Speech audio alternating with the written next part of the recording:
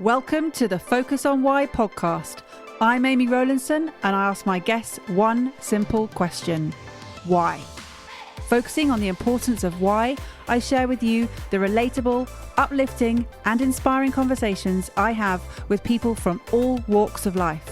This podcast will encourage you to focus on your why to enable and empower you to achieve the success you desire. Have a purpose, have a plan, focus on why.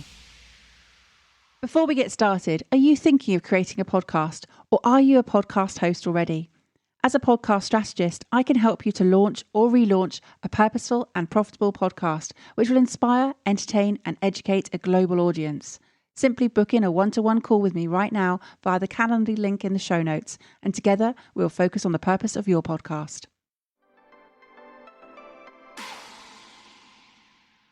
Today on Focus on Why, I am joined by Paul Avins. Welcome, Paul, to Focus on Why. Thank you for having me. It's a real privilege to be here. Looking forward to sharing.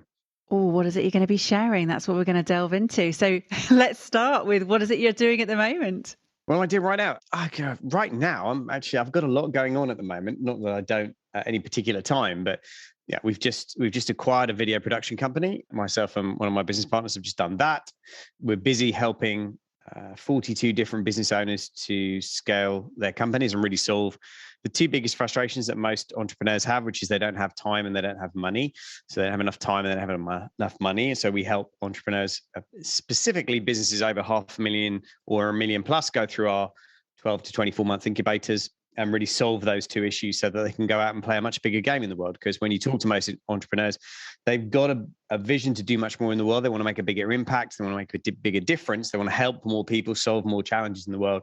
And they've got the creativity and the drive to do it. Just most of them are stuck in a business where they've gone from being owner to operator, and they don't know how to get back out of being operator. Whereas, we've been doing this now for 17 years and we know what works. We've worked that journey out. We've seen the roadmap. We know the destination that they want to get to, and ultimately, if you can help them solve the issues of time and money and really open up their creativity, they're able to go out and play a much bigger game, have a much bigger impact on the world, and ultimately contribute far more value to the world than if they're stuck in operational day-to-day challenges. So that's one of the things we're kind of experts at, is getting people out of that quagmire of just being stuck operationally, with knowing that they should be playing a bigger game, knowing that they could be playing a bigger game, but not really understanding how to get there. And that the frustrations that tend to come with living the life of knowing that you have a bigger why, as you rightly say, like having a bigger purpose, bigger reason, but you don't know how to get there. And I think that's one of the things we're particularly good at. So what we're doing right now is helping create and buying up companies that solve more of those challenges for entrepreneurs and the things that they're trying to solve.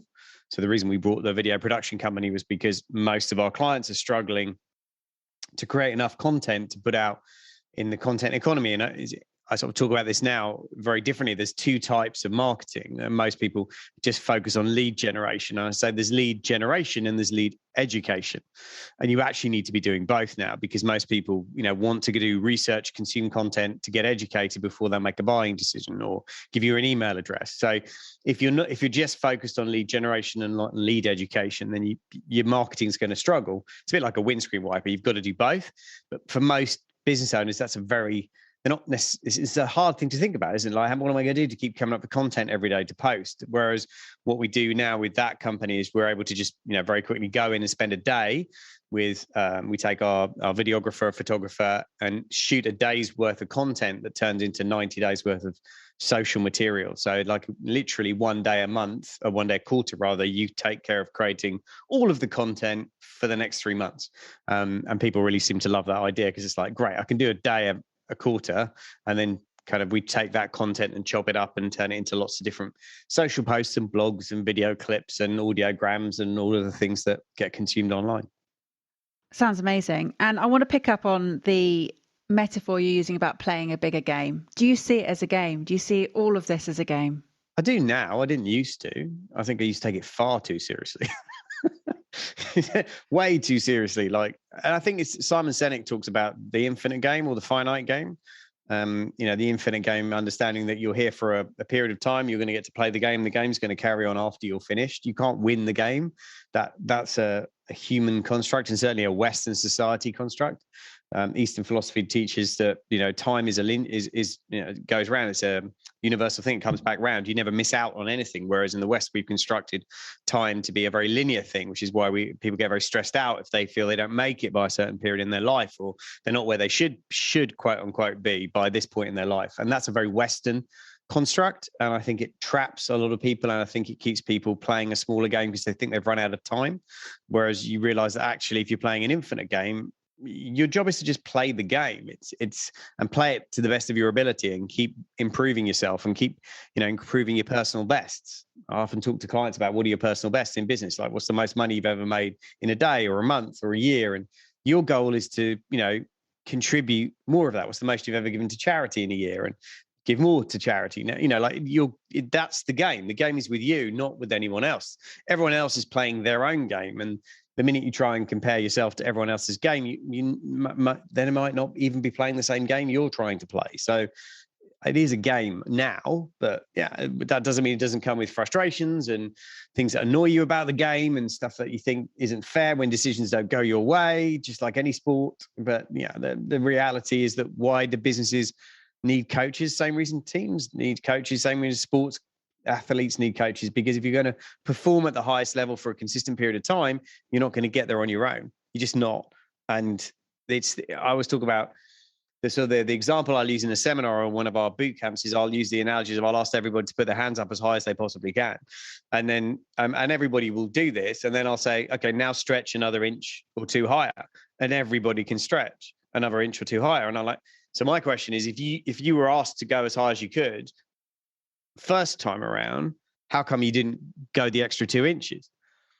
And it's just an interesting question. It's like we all kind of hold back a bit, right? We all don't go full out unless somebody else really pushes us to find that extra inch. And all the success that you want and you desire and deserve in your life is usually in the extra 2 inches. It's not in the first reach. It's in the extra 2 inches, and you can't get there on your own.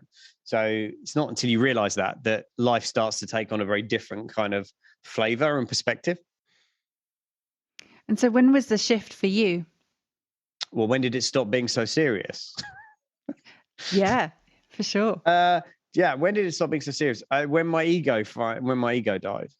That was when it happened for me. And I think that's a thing that stops a lot of us, is that most of us are invested in the ego game, and I want to look good, I want to impress people, I want to show off certain things, or it's like when you're playing that game, you're not playing it for yourself, you're playing it for your ego, and it's a dangerous thing to play for your ego, and it certainly happened to me. So what was I, 42 years old? I was playing to try and win a game where the game was to win affection from other people. That was the game I was playing, wanting to be liked by other people, and wanting to and chasing that desire to be, on stage and validated and approved by other people. And it goes back years, goes back to being adopted and all kinds of stuff like that, right? But that was the game I was still trying to win. And in trying to do that, ended up building a business that really wasn't actually designed to scale or be successful. It was just designed to get me in front of rooms of people, which is, that's not necessarily a good commercial driver, right? But, after 5 years of doing that, the business, I remember it very vividly. It was on my 42nd birthday, and I got 3 letters in the post. One was a birthday card. The other 2 were winding up orders from 2 creditors with 7-day notice periods to wind up the company. And I remember standing in the garden holding these letters going, okay, this is going to be an interesting week. And because it's like, never had that happen before. I never had a business be foreclosed on. I'd never had a business fail. Like, I'd had failures, but it's not stuff like that. Not when creditors have gone, right, enough's enough, we're going to pull the plug. And that was a fairly challenging thing if you're living in your ego space to have to deal with. And that led to a number of critical kind of events and moments that really made me change the way I was playing the game. So that led to the critical events. And you were talking earlier about Simon Sinek, about how the infinite game, which is to have a purpose bigger than yourself, and the companies that are thinking super long term, out of their lifetime and way beyond. Has that always been the case for the businesses that you're working in? Is this a new construct, or is this something that has just been brought to the forefront? I think it's a good question. I mean, I think there are some businesses are designed to go on and be multi-generational. Some family businesses are designed to do that. I do a lot of work with family businesses. I tend to specialize a lot in family businesses, especially in family businesses that are going through transition. So they go from one generation, the next generation's coming up, and there's everything that goes with it, the kind of the tensions and what I call the family frictions between one generation wanting to hand over but not wanting to hand over, and everything that goes with that. But some businesses are not built for that. They're just not designed for it, especially the speed at which markets move today. It's like, yes, we want to have a vision that's, multi-generational potentially, or outside our own lifetime. But we have to also accept that some businesses that we start and build may only have a 10-year life of them. That just may, because of technology, they may never go 50 or 100 years, right? So the same way of saying steamboats were never designed. They were never going to go, as for the rest of, for 2, 3, 4, 500 years, because other technologies were going to replace them. And the minute the airplanes came out, they were going to be dead. And so you just, if you're in an industry that's going to be constantly innovative, unless you're going to keep breaking your own business model, it's very hard to stay ahead, but it can be done. But for most people playing the game, they're trying to play the game to solve the financial problem, so they can then go off and do the things they really want to do in their life, is my experience.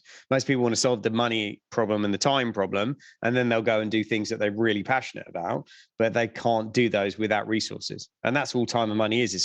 They're both resources. And it's interesting. I'm just trying to remember a couple of examples from the Cynic book about, I think it was the Apple and the Microsoft battle, wasn't it? And one of the illustrations there, but it was also about the army and about the trust involved.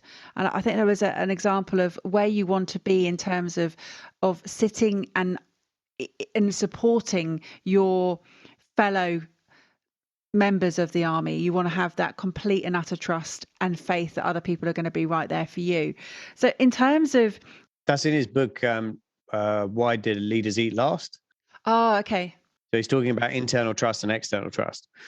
And the point, and we do this in our team training, and one of the businesses I own that helps people do team training and team up, because if you're going to build anything and you're going to play the game, you're going to need to play it with other people, right? This is one of the biggest myths that I absolutely fight against, where every time I get the opportunity, is this idea of a self-made man or self-made woman. It's just not true, right? Nobody succeeds on their own. Nobody does it on their own. Everybody does it with help. And the smart people do it with really good teams around them. And that's the difference. And yet, very few people strategically go out and learn how to build teams. And yes, in sport you will, and you will in the military, because your lives depend on getting that right. But in business, we still don't have a culture of going out and saying, if I want to dominate my market, if I want to be really successful in this industry, I'm going to need to build a world-class team. That's what's going to get it done. People don't think that way, or very few do, right? Once people get it, they suddenly go, this is the thing that unlocks every single opportunity that I want to have, and every piece of creativity, because every challenge you face becomes a who problem, not a how problem. Not how do we solve it, it's who knows who to fix it, right? The minute you ask that question, it's a game changer, changes absolutely everything. And that's one of the things I learned from Dan Sullivan. It's like when you ask who, not how, changes everything. Yeah. So it's like, not how do we set an automated reminder system for something? It's who can I hire to take that and build it and do it and sort it? It's a who, not a how question. But most of us have been brought up to think how, not who. And because we've not been trained on how to build teams, or we've not been how to create this culture of trust, as Simon Sinek talks about, with circle of trust, where circle of trust is about the fact that if an organization doesn't have it, it means that people are more focused inwardly on the organization than outwardly, because they're worried about being attacked by somebody else internally. The minute you have this circle of trust where everyone really understands, and I would suggest tolerates each other, because everyone's different and everyone understands why each other's different. So there's a level of transparency. Transparency leads to trust. When teams can be really transparent about why they struggle with stuff or things they're not good about, and they can be really transparent without fear of being persecuted for it or kicked out of the tribe for it, then the team reaches a level of trust where they don't focus internally anymore, they focus externally, because they know internally they've got each other's backs.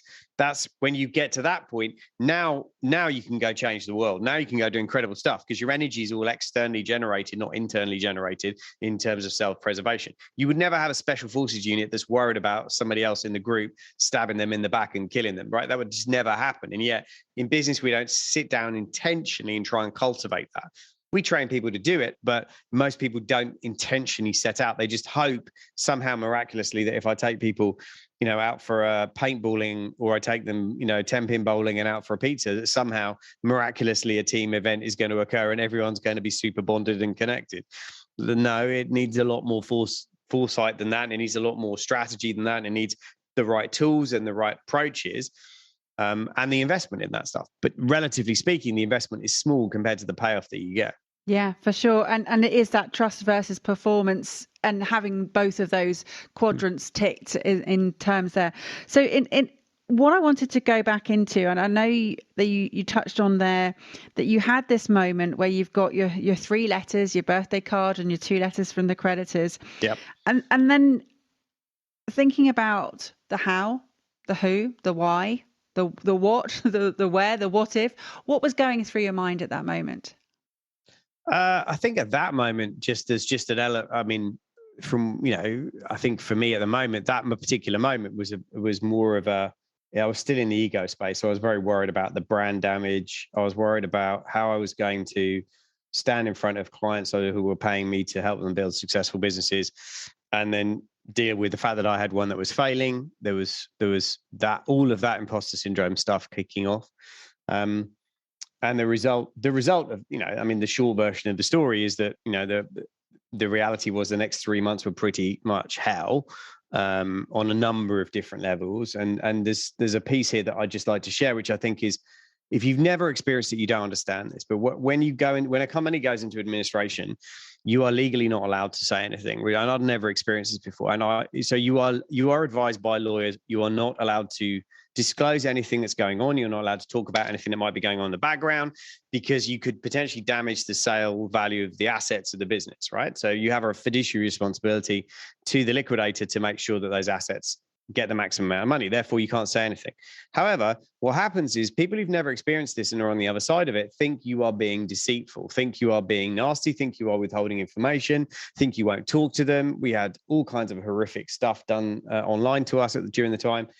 And people thought I was trying to play games, or I was, and legally, I actually could not say anything. I risked being struck off as a director if I actually went out and said anything that could potentially damage the value of the assets that were being put up for sale.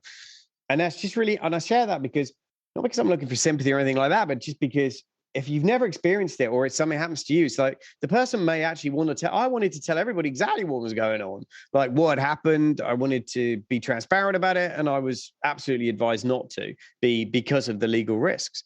And then you go through that experience, and you go through everything that caused that, and we lost a huge amount of money personally. In this, we wasn't. So did other people, and I have apologized publicly for that one a number of times, because I took money from investors, and if it fails, I took it really personally, and still feel that today. But the reality was, we all understood what we were buying into, and it just didn't work out. Some doesn't, right? Some things don't work out, and it wasn't malicious, it wasn't intentional. It just, some stuff doesn't work out. But the result of that was that I became very stressed. I mean, horrendously stressed. I mean, I was drinking 2-3 cans of energy drinks a day.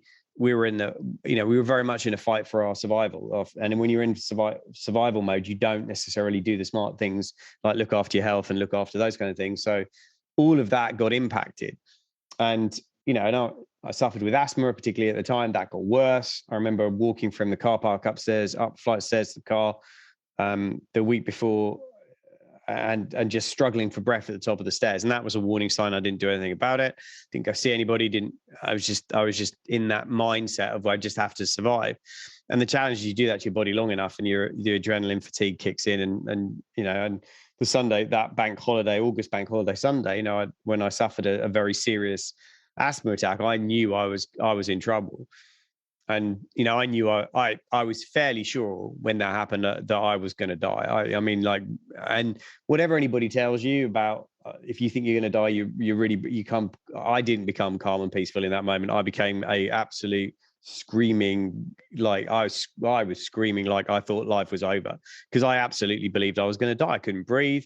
I mean, I have a massive empathy for anybody who gets any kind of chest infection and can't breathe. I've been there, literally could not breathe and had a panic attack that that was it. As far as I was concerned, this was how it ends. I end suffering from an asthma attack on the bathroom floor, and this is where my life ends.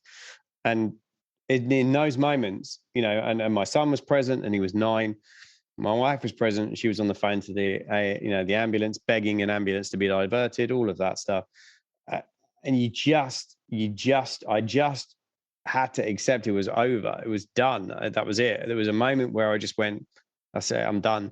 And, and then I collapsed on the floor, and I went a number of different colors. I went from very pale blue to white to purple, which is where you're really at the end of the oxygen starvation zone. I laughingly say that at least if I was going out on brand, because, if I like purple, at least I was going to die on brand. So that was a good thing. I was going out at least on brand. But the truth of it was I was 4.5 minutes without oxygen, and very lucky that a paramedic got to me when he did and was able to get me back. But those 4.5 minutes changed my life forever, because my ego died during that 4.5 minutes. And I came back with a real passion and a hunger to serve on a very different level for a very different purpose, to make a difference to others, so that people running businesses didn't have to put themselves into the same kind of position I'd got myself into. And I talk about the shift from we to me, from me to we, right? I'd been thinking it was all about me. What can I get? What can I buy? What can I, me. And the whole of my brain switched to be, right, what can we do? What can we contribute? How can we help? How can we build teams? How can we help other people avoid what I've just put myself through? Because if this doesn't become a cautionary tale, then we're not doing our job right. And that was the moment that the ego died. And I look back on it and I go, I'm incredibly grateful for that moment, actually, hugely grateful, because had it not happened the following year, when my wife got sick and, ended up in a coma and everything that went with that, there's no way in the world I would have been able to handle that had I still been the same person before my heart reboot, as I lovingly refer to it. I wasn't coming from that energy. I was coming from a very take energy. Not that meant that I was taking and other people were losing, but I was about get rather than give. And I'd always been about giving, in terms of giving value, delivering, over delivering, all of those things. But there was still a part of that energy that was not grounded in authenticity. There was a part that was definitely grounded in trying to be what I thought everyone else needed me to be in order to be that, to get that acceptance or appreciation or love, call it whatever you like. Wow. So 2 near-death experiences in 12 months in our family. Yeah. And that's serious trauma. Yeah. My son lovingly refers to the fact that if he went for therapy and after 2 therapy sessions, he stopped going because the therapist literally couldn't handle what he kept telling her had happened. And she was like, this can't have happened to you. You're like 13. And he's like, no, this has been my life. and yeah, we've learned as a family to laugh about this stuff, because if you didn't, you'd go nuts, frankly. But it's not lost on me how incredibly thin the line is between, I could have died, Sue could have been in a coma, been left with a brain injury, Jonathan would have ended up in care, and his life would have been massively different. And I think what it gave me was this appreciation that life is full of very, very thin margins. And some of it's self-created. Mine was. Sue's wasn't. Sue's had nothing to do with her. Sue's was just an unlucky infection that got into the blood, went into the brain. It was it was one of those things. Mine absolutely was not looking after my body, not looking after my health, not paying attention, not understanding how to cope with things that were pressure for me at that time. So yeah, a lot of that was self-created. But do you know what? We're all going to have this stuff happen to us, right? We're all going to get knocks. Things are going to knock you over, knock you down. It's not about when you get knocked down. It's about how you get up. But it's also about who you choose to become from the experience. You choose, as one of my clients says often, he says, I choose to be better. I don't choose to be bitter. And that's hard. It's genuinely hard when your life gets changed. Like my wife, we'd been in business together for years. We'd worked together for years. We'd been together for years. Then she's got a brain injury and she's lost her job. She's lost her identity. She's lost, her business partner. I've lost my business partner. Suddenly we have to figure out who we are again. And we have to figure out whether we're going to be able to love each other again, because we're not the same people. And that's not easy. And you've got to have the stomach for some of that stuff to go, I'm going to do the hard work, even when it isn't easy, because otherwise you're never going to get any chance to see the vision that you might create down the road. And I'm a great believer life happens for you, not to you.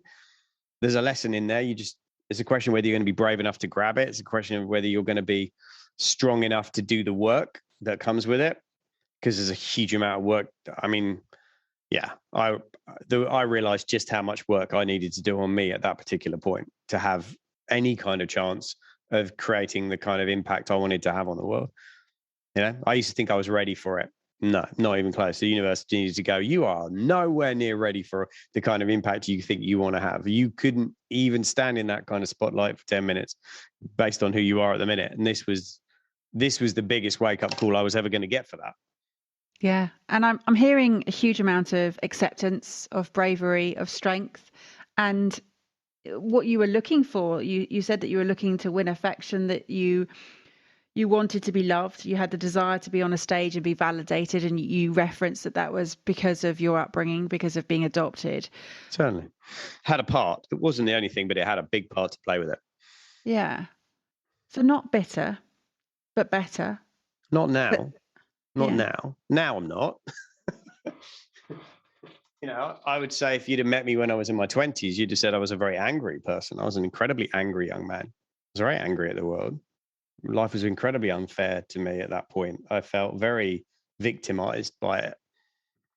I'm very great. I'm genuinely really lucky at personal development found me when I was 20, and I started on that journey of reading books and listening to tapes and then going to seminars and starting to figure out. The truth is, to be honest with you, I mean, the reason I started was because I was trying to answer one question, which is what's wrong with me. That was the question I was trying to answer. I was like, what is wrong with me? Why, at that particular moment, my paradigm was, it's not anymore, but it was then, was why would my mother have given me up for adoption? Like, she had other kids that she kept and she didn't keep me. So what's wrong with me? And that was the question, Tony Robbins talks about, we're all trying to answer one question in our life. And that was the question I was trying to answer. And that question took me into personal development and took me into trying to answer questions about myself, and then about business, and then about why do some people fail and why do some people succeed, and why is one business in one market making a fortune when another in the same market is struggling? What is the difference that makes the difference? But all of that was started by me trying to answer that question of what's wrong with me, right? That was what drove me in my 20s, and that made me a very hostile, very, very angry person at that point in my life, and very desperate for that kind of what I call the adrenaline highs of winning. I remember, I think I've told this story for a long time, but I remember chasing for a year to win an award. I was in a franchise and organization, and I worked absolutely my guts out to win this award. And I remember turning up to win the award at the conference, and I wasn't, I didn't know I'd won it, but I was pretty sure I'd won it because I knew how hard I'd worked. I'd seen the numbers that had been posted. I was fairly sure I'd won it. And Sue was sitting next to me and going, "You're not happy?" And I'm like, "Well, I'll be happy when I got the award." And I remember going up, picking the award up, getting the photographs done, shaking the hands, doing all that. And I think it probably took about as long as it took me to get back down to the seat where I was sat on the table before I felt this incredible, overwhelming feeling of, oh God, I've got to go do it again. Because there was just this incessant need for approval and significance. And therefore, the way to get it was to win awards, but the way to win awards was to just sacrifice an insane amount of things on the journey. And for what? Literally, the high lasted 90 seconds. It's this is not a sensible, sustainable model you're running right now. But I couldn't see it. At that point, I couldn't see it. I was full on bought into the ego of, hey, look at me, I've got another award, aren't I cool? Not actually what you're trying to do with your life. Why are you here, Paul? What is your purpose? What are you actually trying to leave as a legacy when you go? Because right now your legacy is going to be a cabinet full of glass awards and a family that hasn't seen you for the last 5 years. It was that kind of stuff. And what's the question you're asking yourself now, Paul? How can I help more people have time and money freedom so they can play a bigger game? That's genuinely the question that's driving me every day. It's right, how can I create products, brands, services, teams that help more people free up their time and money, solve those two issues so they can play bigger games? Because I believe right now more than ever before that we need entrepreneurial thinking. Whether that's inside an organization as an entrepreneur, you can be entrepreneurial inside an organization, right? But we need creative thinking. We need people to break outside the norm. We need people who are going to challenge the status quo, because we're not going to save the planet unless we start listening to people who have got out of the box solutions in a way, able to do things that people think are impossible right now, or can't be done. And that's going to be people with that kind of mindset. And if those people are obsessed with just how do I pay the mortgages this month and how do I, those kind of things, they're not going to solve those bigger issues. So if my gift is my ability to be able to help people, build something that creates space for them to play a bigger game, I think that's the best way I can serve right now. Brilliant. And you see that as your gift? I do. Yeah. I see my job's to be a guide, actually, not the hero. I would say that's been a big paradigm shift for me. My before I got ill, my job was, I believe my job was to be the hero, was to be the guy at the front of the room. Hey, I'm a hero. Do what I tell you. Aren't I a hero? That's not my job. My job is to be a guide, which means my job is to go out and source the best material out there, whether, learn from people, come back, distill it, teach it to people in a way that they can apply it and use it and go away and actually make a difference in their lives. That's a guide. I'm a guide on that journey. I'm not running their companies. A lot of the people I work with are super successful already. When they come to me, they've got stuck. They've hit a barrier. And the thing I've learned is that a winning strategy that gets you to one level, it becomes a losing strategy when you're trying to go to the next level, right? So, and it's confusing. If you've never done, so for example, I had a call this morning with a client, and he couldn't understand why a 2.5 million pound turnover business is less successful than a 1.5 million pound turnover business. And I'm like, because you're trying to run it the same way with the same strategies that worked at 1.5, and it doesn't work at 2.5. It's a completely different strategy, and it's a totally different thing. And if you don't know that, then you just get really frustrated and really bent out of shape because you think you're the problem, rather than understanding that actually you just don't know that you're supposed to turn left now, not keep turning right. That actually the way you get to the destination is turn left now and pick up a bunch of people that you hadn't picked up before on the journey, and keep going left until you hit the next big intersection, which is 3 million. And then you turn right. It's like, but unless someone shows you the map, unless somebody says that's who you need on the bus, unless somebody's there to guide you with that stuff, then you just get frustrated and you break, literally, physically, emotionally, financially break down. And my job, I think, is to be that guide now. It's to be that guide. It's to go, look, I'm going to point you in the direction of great resources, like whether it's, Simon Sinek, your podcast. It's like, look, I don't have all the answers, but I do have a lot of the signposts. At this point in my career, after 17 years of doing it, I've been around enough roads that I've spotted which ones are dead ends, which ones are going to get you the right direction, and where the potholes are. It's like, my job is to guide you around all of that stuff, because the destination is your destination. I just happen to know the roads a bit better than you do. Yeah, and having come to terms with your mortality, that's probably one of the biggest things that people are so fearful of. And yet, when you face it, you realize, actually, what else are we here for? Yeah, I suppose I used to have a big fear of death, to be fair. I used to be absolutely terrified of it when I was growing up as a kid. And I still have the odd panic attack even now. But it kind of used to make me laugh, because when we were going through the creditor stuff, people would ring up and threaten me over the phone. And I would honestly just laugh. I wasn't trying to be rude, but I'd chuckle to myself, and they'd be like, what's funny about this? And I was like, listen, I've just stared down death and a 4.5 minute cardiac arrest. Like, this is what you're telling me you're going to do in the big picture. I'm telling you, it's not. That's terrifying, right? Like those 4.5 minutes were the scariest of my life. I'm not saying this isn't serious. I'm not saying I don't take it seriously. I'm not saying I won't work to fix it. But I'm just saying, can we dial it down a couple of notches? Because it's not life or death here, right? Like, no, I've been where that is, and it's not that. And like, let's just, if everybody, I think, if we could all learn to breathe a little bit more and take, like, control the controllables, as I often say, but also go, look, how serious is this? Is this death line risk? Is this likely to kill us if it doesn't go right? Or is it just likely to be inconvenient? Is it likely to be really, going to set us back a year or two? Okay, fine. It might. Stuff has. The last few years have set lots of people back. I get that. But like the reality is, it's the story you choose to tell yourself about the event that happens. Right. I could have gone into a very big pity party with this whole thing of like, woe is me, this happened to me, isn't it terrible? Actually, I decided that I was going to use it as a catalyst. I was going to turn it into fuel. There's a great quote that says, turn the fire into desire, turn the desire into fire. Get the desire to set light to burn you, to put you on fire, so you go out and change it. And it's like, I don't ever want to be in a position where I'm looking at the end of my life and I go, I really screwed that one up. Like, and that's how I felt. I like literally remember thinking, I have made a real mess of this one. Like, how did it end up with me on the bathroom floor, crying like a little girl at 42 years old, going, what a mess have I made? Like, just, like, how would I let it get to that? Right. Like, I'd like to get to the next time around when it's ending. I want to be sitting somewhere great in the sunshine, having enjoyed my life. Go, second time around, I did a pretty good job. I helped a lot of people. I made a big difference. I taught a lot of people things. I had some great experiences. I met some amazing people. Do you know what?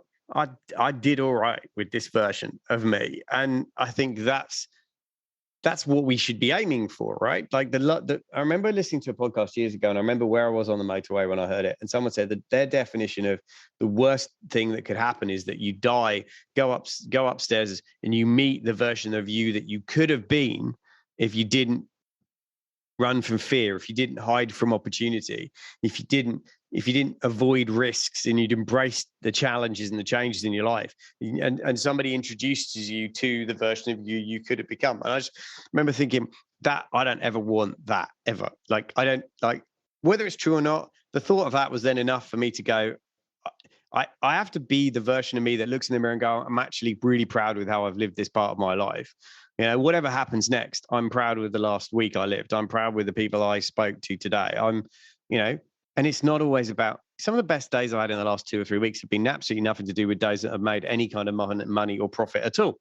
They've just been great days with awesome people and great conversations and, brainstorming ideas or creating videos that just made people smile or whatever. And it's like, yeah, that you don't want to be at that part of your life where you look back and go, oh, shoulda, coulda, woulda. I've been to that place, and it's really not a pleasant experience when you think it's all over and you're out of time, and you realize how precious it really, really is. And it's easy to forget as well, by the way. I'll say that it's really easy to forget the further away you get from an event like that. That now we have a daily reminder with Sue and her brain injury every day. And we say every day, we just are incredibly blessed and grateful to just be here. Like, forget what's going on. There'll be ups, there'll be downs. There's been some real challenges in the last 12 months, some really challenging things that have happened, right? But we're still here. Everybody's breathing. We get to play tomorrow. We get to get up and try another day. We get to grow tomorrow. We get to get up and play the game tomorrow and keep going. And it's not a finite game. We're not trying to win it and go, yeah, we're done. We're just trying to keep playing it better than we played it last year. I think if you come back to that mindset, which is very much that, infinity mindset of it never really ends. You'll end, but the game doesn't end. But so just play it and keep playing it. Yeah, and as you say, breathe a little more and have more fun. Well, actually, do you know what? I'll give you a really good example, right? Of just a kind of a proud moment in my personal development in the last couple of weeks. We had we had an event happening and it was coming up and everything. And this quarter, this time for us is madly busy anyway, right? I mean, we're busy anyway, but we've now got 4 companies that we're currently scaling. So I've got 4 businesses that are all growing at the same time. One is challenging. Scaling 4 at the same time is really crazy unless you've got a really, really good team around you. And I have. But even so, we had this 2-day event and there was just an insane amount of stuff in my calendar. And I still needed to prep for the 2-day event, which usually takes me at least 2 days or whatever. And I think old me a few years back on the Monday would have started to worry and get stressed. And this time I just started to laugh. I said, it's genuinely hilarious. Like, you would have to look at this calendar of mine and look at it and go, this is totally and utterly insane, right? Like, nobody on their right mind would do this in a week. You're insane. What are you trying to do? You're a lunatic. And I just think, yeah, but what if I pulled it off? What if I do get the story by the end of the week that it's a really successful event? It's the best ever. What if we live in that intensity? What if we live from that vision, from that end game? If we, what if we live from the moment that it's Friday night, it's 4:30, the event's finishing, everybody's all super happy, they think it's the best thing ever, everyone's high-fiving, it's been an incredible event, and we're sitting there going, that was the best event we did. What if we live the week from that energy? So we live it backwards as though we're already there. What would the energy be like at that? And then we live with that every day and live it backwards. And I just started to laugh on the Monday. Just this is just an insane thing this week, but I'm just going to laugh. I'm going to choose to laugh through all the calls. I'm going to choose to have a smile on my face. And I think that's the biggest thing I've learned is no matter what's going on in your life, you have control of choice.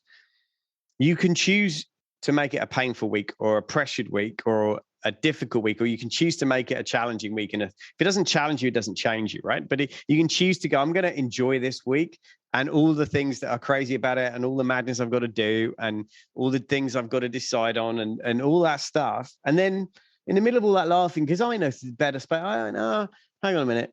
If I just move that and that on Tuesday, I can free up 5 hours of my diary. Yeah, those meetings, I'd love to do them, but actually they're not mission critical to the next 2 weeks of my life. So let's move them back a month, and it won't be the end of the world. And they'll be fine about it if we chat to them and tell them honestly why we're moving the meetings, which we did. And I suddenly got about 5 hours in the middle of the day, and I was like, this is all the space I actually need to be able to do what I needed to do for the event. And then we rocked up, we delivered the event. The event, the boot camp was the most successful boot camp we've ever run. The people were hugging at the end of it, like, it had been which is everything we intended, by the way. We intended it to be an emotional event and an emotional roller coaster, and to take people on a journey, because that's what people love, is to go on a journey and create the same impact that you get from a big personal development seminar, but in a business seminar, right? That's what I'm trying to do now, is bring the best things from theater and big productions into smaller, intimate events where we teach people really powerful business strategies, and tactics and tools and formulas, but we do it in a way that is emotionally just, it's a roller coaster. It's like going to a movie. And I'm like, what if we could do that? What if we could make going to a 2-day event feel like you went to an incredible 3-hour movie? What if we managed to do that? And that was the question I asked. What if we managed to do that? And then by the end of the Friday, we're having that experience with people high-fiving us and people thanking us for everything. And in this crazy world we live in, like, the level of rapport and trust that everybody had with each other, everyone was blown away by it. And I just thought, isn't that interesting? If I had started the week in a stressed, overwhelmed state, if I'd used the expression of, I'm so overwhelmed, which puts you in that constrictive headspace, I wouldn't have found the 5 hours. I wouldn't have had the clarity moment. I wouldn't have lived from the future backwards. I wouldn't have lived from the Friday intention and then lived the week as though we already knew it was going to be a great success. So why stress about it?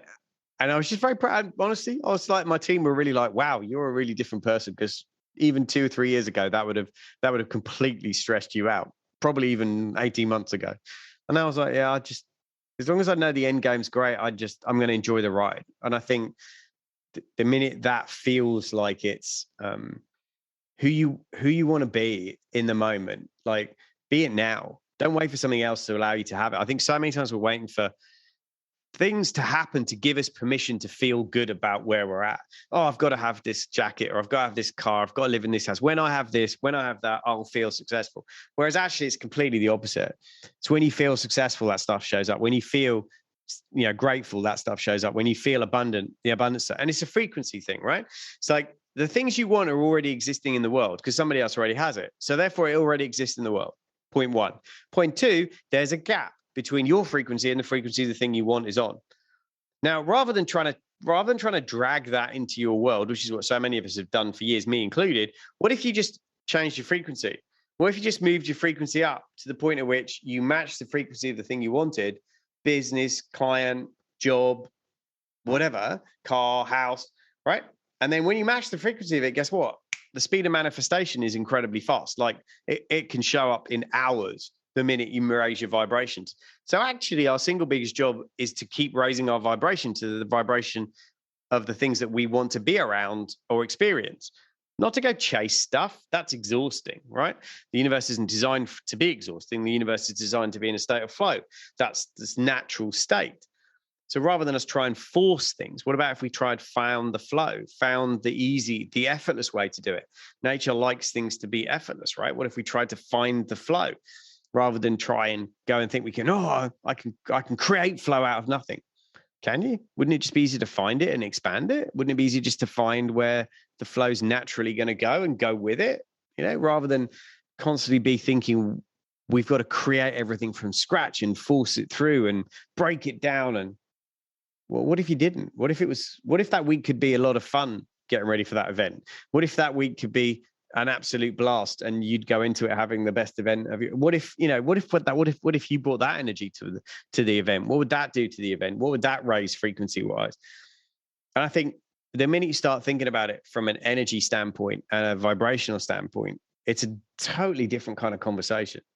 It's a totally different, because we all control our own vibrational frequencies by what we think, what we eat, what we drink, what we eat, what we focus on, what we read, the people we hang around. And all of that's controllable by us. We control all of that. And it's not until you really realize that and then go, oh, wait a second. The game I'm playing, I'm completely in charge of. Nobody else is in charge of me. I'm in charge of it, right? Yeah, the other stuff goes around me, right? But I'm in charge of it. I'm in charge of it, right? What I focus on, where I put my attention, what I read, what I consume, who I listen to, who I don't listen to. I'm in charge of all of that. I completely control this computer and how it functions. I think the minute you start to get that's the game we're playing, I think you start to see possibility everywhere. Yeah, love it. And you talk about different movies that you're playing. I mean, you live from the future backwards. I mean, you talk about Back to the Future, and you talk about the End Game. You talk about What If. There's loads of different titles of movies here. But what I really wanted to sort of round up on is absolutely, you seem to have found the flow. And if you did end up and you meet the person who could have been a different version of you, I think you'll be in for a good conversation now. Yeah, I think well, I've got a deal that I get a second time around to see how much I can do, and it's a compare and contrast exercise now. Almost, it's like, well, you tried it that way for 42 years, didn't go so well. So how about you try for a different 42 years and see how that goes? And if it's going quite well, you can get an extension. I'm like, fair enough, I'll take that deal. It's like it's like, okay, I'll take that deal. But it's like, well, yeah, I think we're all constantly battling this. There's an internal part of our brain that I always say, new level, new devil. And every time I'm a lady speaking at an event I'm running this week, talking about imposter syndrome. And she's saying, look, it's a biological thing. It's nothing to do with, oh, you don't like yourself. There is neuroscience now about how the brain actually deals with things when you don't feel in control or you don't feel that you deserve to be there. There's a chemical imbalance stuff that goes on. And I feel like just as a project, if we realize that you limited is the most important thing you'll ever run. So it's like, if somebody gave you Zig Ziglar, one of the great speakers, used to say, if somebody gave you a really valuable racehorse that could make you £1 million in winnings, you would take great care of that racehorse. You would be very careful how it was fed. You would get it exercised. You would get it trained. You would look after it, right? The biggest trap, I think, for us as human beings is everything we're given at birth is completely free of charge. If you had to pay for it, you would take much better care of it. I think it's not until you get to a point in your life where you almost lose all of it. Like, my wife now will tell you there is absolutely no amount of money she would give you any amount of money to get her brain function back to the way she had it before, right? Like to have the memory that she had before and not appreciate the value that has until you lose it. And it's a cliche, yes, but I just think the minute you realize that we're playing an infinite game and this is the only vehicle you get to play it in, right? You can't trade it in and get another one. This is it, right? Like this is the one you get. Well, then shouldn't you look after it maybe a bit better, look after this bit of it and the physical bit of it. And it's like, look, I want to get fitter the older I want to get. I want to get stronger. I want to get, why can't I do that? There are other people who are doing it. So they know stuff that I don't know that I could learn. Somebody out there has figured out how to be 55 and incredibly fit and healthy. So I can go find them, right? I can go follow them on Instagram. I can learn their stuff. I can see what they're reading, what they're eating. There's no excuses now for us not to get older and get healthier and better and live a life of real contribution, I guess, right? But we have to kind of first of all decide that we own the ship, right? There's that, Simon Sinek, to take it back full circle, leadership. The two words really important in leader and ship, i.e., it is your own ship. You are the captain of your ship, period. Now, the sea you operate on is the rest of the world, and it's choppy sometimes. Yeah. Sometimes you need to pull into harbor for rest and recuperation. Definitely. Other times you got to ride the storm out. Absolutely. That's going to happen. You're going to have storms in your life and you're going to need to ride them out. But the most dangerous thing for a ship is when you start taking on water. And water, in my opinion, is negativity from other people. And you don't need a lot of negativity or a lot of water on your ship for your ship to get absolutely into all kinds of trouble. And I think that's so true of life. Likewise with the crew, the people you put around you are the crew on the ship. And if you have the right crew around you, they can ride out any storm. They'll go through anything with you. They'll get you through and get you out the other side because they believe in the destination and the vision of where you're trying to take the ship. But if you don't have those things, it's just going to be a really, really treacherous, really sickening ride. And the irony being there that we need water to survive. Yeah, isn't that the irony, right? Wow. Thank you so much, Paul. It is a roller coaster. It really has been. And thank you for sharing some very difficult moments in your life. And I'm sure that people will take away the lessons and the key moments that you've shared, because this is a relatable story. It is a story that has an uplifting ending, or not even an ending, an ongoing journey. It's not over. Yeah, I'm sorry, I just cut your life off there. Yeah, thanks for that. Hang on, wait, what? No, I don't have that control, so that's okay. Can I just say, I think for me, do you know, there was something that's kind of driven me a lot in the last 8 years in a big way. And I share this because it's kind of just a philosophy, right, that I've adopted. And I'll share it because maybe if you listen to this might resonate. But in my profession, you know, it's a bit like musicians as well, I guess, is that somebody once said, oh, you don't want to be a speaker or you don't want to be somebody on stage. And someone says, oh, I saw Paul on stage last week. And somebody goes, oh, yeah, you should see him 2 or 3 years ago. He was great then. And I'm like, no, never gonna happen, right? Like, I want somebody to say, oh, I saw Paul on stage last week. I saw him 2 years ago as well. He's way better now than he was then. I was like, I want the next interaction I get to have with anybody, whether it's on a podcast or on a stage or in a coaching call or in a boot camp, or it doesn't matter. I want people to go, Paul's better than he was the last time around I saw him, because that's growth. That means I can contribute more to other people. That means I've evolved, I've learned, I've studied, I've worked on myself. That's my goal, is that the next time you bump into me or the next time we have a conversation like this, you go, wow, you've really clearly moved on since I spoke to you last. You've learned stuff. You've worked on yourself. You've got better. It's like, that's what I want every interaction to be with people, that they look at you and go, yeah, I might not have seen you for a year or two, but wow, you're way better. You're so much more together than you were back then, you know, or you're so much more, you know, wow, you're clearly doing better financially or whatever it is. Like, and I just think if we adopted that mentality of like, listen, the next time I interact with people, I want people to think, I want to be better than I was. You know, I don't want people to go, oh yeah, that was when they peaked. it was that record. That was when they peaked. And it's after that, everything they've done has been right. So no, and that requires an unending commitment to keep working on yourself, right? You have to commit to keep working on you. And that's it for me. That's, you know, if there's one takeaway for that, is that the work's never done. It's never done. It's never finished. And, you know, you got to keep showing up. Simple as that. And there are days when you don't want to do it. There are days when you don't want to show up and life's hard and it's tough and everything in your body says, don't show up, don't do what you need to, don't call who you need to, don't post what you need to. There will be days. Absolutely. We all have them. I have them. We all have days, but it's the battle between the part of you that knows what you need to do versus what you want to do. And sometimes you've got to do what you need to do, not what you want to do. And that's the difference between people who, you know, understand what self-leadership is all about before they ever get to lead anybody else. There we go. Mic drop moment. Paul, thank you so much for coming on the show. How could people get in contact with you? What's the best way? I mean, the great news about me is, apart from the fact that people can't always pronounce my surname, they can spell it and it's easy to find. So that's good, right? So I'm one of the only Avinses out there. There aren't that many. So either go to paulavins.com.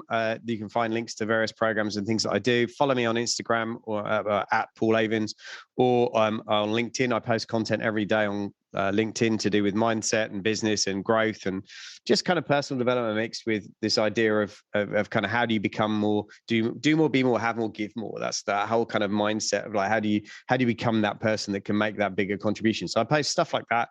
on LinkedIn, and then my life is fairly fun and crazy on Instagram, where we just show what we're up to and having a good time. So yeah, wherever you choose to hang out, come connect with me. Love to see hopefully serve you, add some value. Love to see what you're up to, and yeah, let's have a conversation and see if I can help you to level up, team up, and scale up.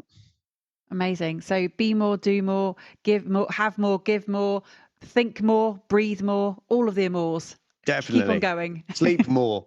Sleep more, yeah, for sure. Drink more water, that is.